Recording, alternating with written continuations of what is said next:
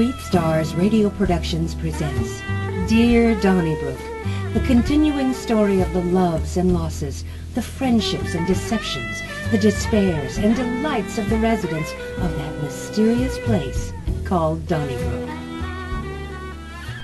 Previously on Dear Donnybrook, Lenny, the mysterious investigator, arrived in town prepared to investigate. Drawn to the Van Michterbooten Button Museum, the curious yet cautious June crossed the railroad tracks to visit with Lola, the Carney curator of the Button Museum. And while there, June was mesmerized by Lola's Carney cameo and the history and mystery behind it. Episode 6. Her Carney Past. Amidst a frenzy of feathers and birdseed, Lenny snoops and schemes in the Bob Van Michterbooten Jr. Memorial Aviary for Rescued Tropical Birds. So, the old lady rescues tropical birds, eh? This aviary could be a good place to eavesdrop on a few of the good citizens of Donnybrook. This town is hiding secrets, and I plan to uncover them all, including the secret of my... Juliet! India! Mike! Yankee! Get away, you crazy bird! Say, wait a minute there, bird. Are you spelling something? You are. In code. What are you spelling? Spill it, bird. Blast. It's that pesky pregnant woman again. I'd better hide. Oh, Jimmy, it's even more wonderful than you said. Although it would be even better if you could see it with me. Oh, if only.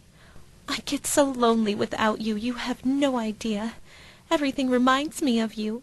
I swear I can see you sometimes. It's like I could almost reach out and touch you. Oh, look here. The same flowers you gave me on our first date. What a night. Wait, what is this half buried in the soil around these flowers? I'll dig it out. Oh my. It looks exactly like Lola's brooch, her Carney cameo, but she said there were only two like it in the whole big wide world.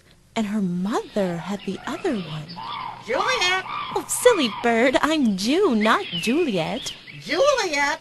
India! Juliet? India? Is that some kind of code? Military code? Oh, Jimmy, even this silly bird reminds me of you. Juliet! J. India! I. Mike! M. Yankee! Y. Jimmy? Oh! How could such a beautiful bird be so cruel? Aha! So the soon-to-be mama knows military codes, eh? I'll file that nugget of knowledge in my mental file cabinet under I for interesting. Alpha! Lima! Alpha, A, Lima, L, A-L. Al? India! Victor! Echo! I-V-E? Al Ive? Who? Hey, bird, is Al Ive the dead guy? Could I have solved the mystery of the body I was never meant to solve? This little discovery might buy me some time for my real investigation.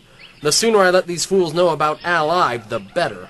As Lenny races to reveal the true identity of the body and therefore cover his own tracks, Louise makes a discovery of her own.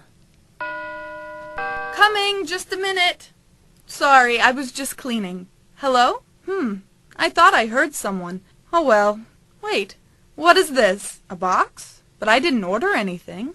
Gosh, a dress! Oh, it's been so long since I've seen such a lovely dress. But where did you come from, pretty thing? Who sent you?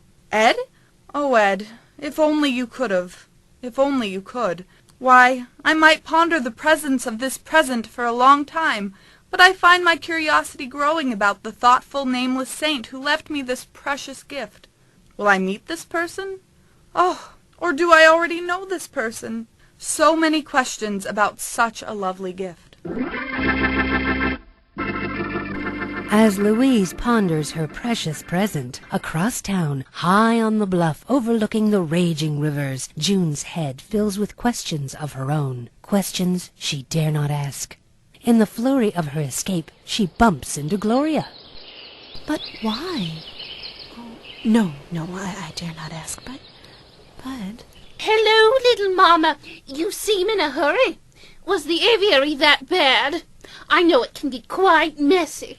No, that's not it.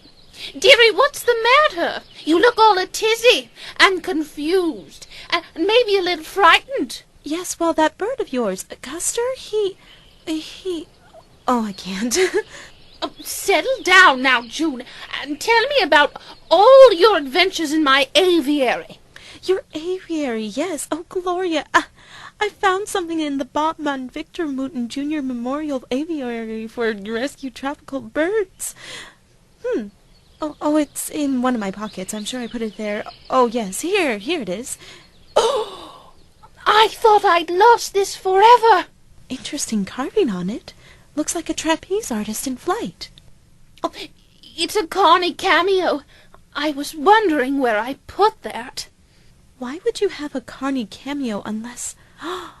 Gloria, were you a Carney? A woman my age can live many lives, dearie. That was a different life, and a very different girl. Gloria, I would have never guessed. You aren't, well... And Barbara, you know, you both just don't seem like a... Like a what? A Carney? Carnies are people, too. Not that Barbara would know that. She never knew. No one did. I made certain of that. But why? A Carney girl's world can fall so easily. I always try to be so careful of that. I never once fell from the trapeze, but it took an entirely different kind of fall to bring it all crashing down. What happened? Not what. Who? Mr. von Victor Booten? Before him, I gave my heart to another. I gave him all I could give, but even then, he took more. He took everything. Oh, Gloria. He did leave me with one thing. That's what's kept me going. The brooch? The brooch, my Carney cameo, is a reminder, dear June. A reminder that has brought me so much joy and so much pain. Across the town at JT's pub, Pastor Dan, Tony, and Father John Michael take a break from the trials of the day. Hello, Father John Michael. Pastor Dan? I was wondering if... Well, you see, I've never really danced before, and I was hoping you might be willing to show me a few steps before the Donnybrook dance. A few steps? Yes, a few would be sufficient. You see, I'd like to ask Miss Pearl to have a dance with me that evening, but I'm afraid I'm rather clumsy. You know, Pastor Dan, she might have a dancing partner already. Oh, I've had my eye on her, Father, and not another fella's gone calling on Miss Pearl. Sometimes, Pastor Dan, the gems that sparkle in the same jewel box can be fixin' to dance on the same ring. What? Think about it, lad. Oh, you mean gems of a feather? Here, son, I'll buy you a glass of that stuff you like so much. I've heard it improves brain function and the like. That's me, Father. Always trying to keep sharp and aware. Of course you do, lad. Of course. You again, stranger? Hello, bartender. If I didn't know better, I'd say you look like a man who's found something. And I say you look like a man who's gonna find out you're right. And I'd say you're a man who's bound to boast about what he found. And I'd say you're a man... Oh, laddies, conversations like this are for the young. I'd like to know what our investigator has found out about the deceased sometime before I myself am saying a fine howdy-do to St. Peter. Fellas, I got a name on that body. Oh, I don't know if you should have done that. You should let the dead rest in peace. Pardon? That's more of Father John Michael's job, although if you take the name off now, I'm sure God will understand. Finish your milk and let the professional finish. As I was saying, my trusted sources had told me the deceased is none other than Al Ive. Turns out you're quite the investigator. Turns out. How about a little liquid celebration?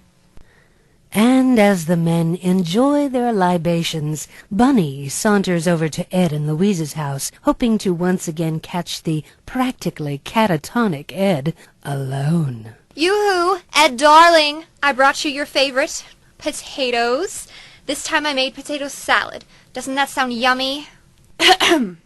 Hello, Bunny. Oh. Hello, Louise. I didn't expect you here. In my own house. I thought you'd be laying some pipe around town or hammering some screws or screwing some nails. You don't screw nails. Well, whatever it is you do in those overalls. What brings you to our home? I know how hard you work, Louise, and I just wanted to make sure that Ed's hunger was satisfied. I can take care of my husband without your help, Bunny. Oh my, Louise, what a lovely dress!